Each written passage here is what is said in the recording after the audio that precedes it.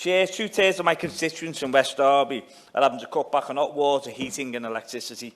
1 in 3 in my city now in some kind of food poverty, and across the UK, 3.7 million children, 1 in 5 have eaten less, skipped meals or gone without meals for an entire day. Meanwhile, Unite the Union's analysis of the industries which together have the biggest impact on inflation has found industry profit increases of over 20,000 for the big 8 shipping firms, 366% for oil refineries, 255% for giant agribusiness food corporations, and 84% for the big 4 energy companies. And while many of my constituents have been forced into fuel poverty, oil and gas company BP has made a record 28 billion profits and doubled the salary of its CEO to 10 million. The immorality of this position shames this place, leaving the most vulnerable hungry, while corporations are absolutely awash with profit. And I want to touch on the situation with regards to corporate profits and food poverty specifically. In the past 12 months, there have been extreme rises in the cost of staple foods.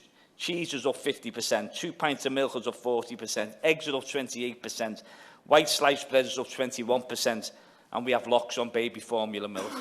Tragically, this affects the poorest households, most of all given that they spend a larger percentage of their household income on food.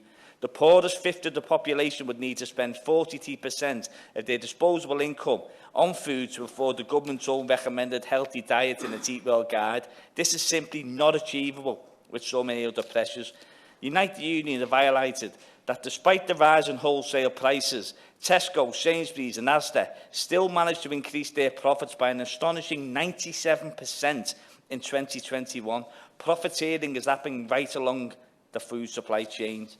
8 of the UK's top food manufacturers made a combined profit of 22.9 billion, up 21% since before the pandemic. And the 4 giant agribusiness corporations, ADM, Bunge, Cargill and Lewis Dreyfus, made 10.4 billion, up 255%. Absolutely staggering profits. Within the food industry itself, the very workers who grow, distribute and supply our food are often unable to purchase the very food that they produce. The latest survey from the Bakers Union found that 4 in 10 food workers are forced to skip meals, and over 60% of respondents said their wages are not currently high enough to meet their basic needs.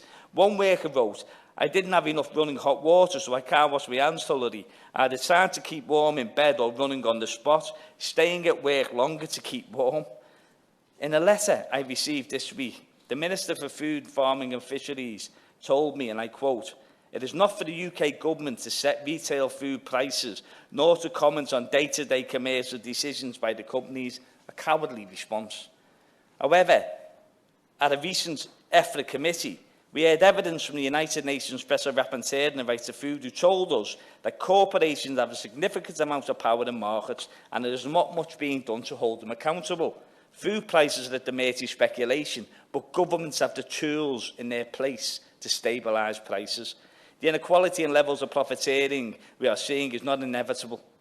It is a result of political decisions by this government, a government that could intervene if it had the political will to do so. This is one of the most grave and frightening crises seen in our lifetimes, and yet many of my constituents tell me they feel abandoned and ignored by a government who was supposed to protect them. The situation simply cannot go on, so I urge the Minister to heed the advice of the United Nations Special Rapporteur, use the tools to tackle this injustice, and do not leave the most vulnerable at the mercy of the greed and the morality of these corporations. Thank you, Chair.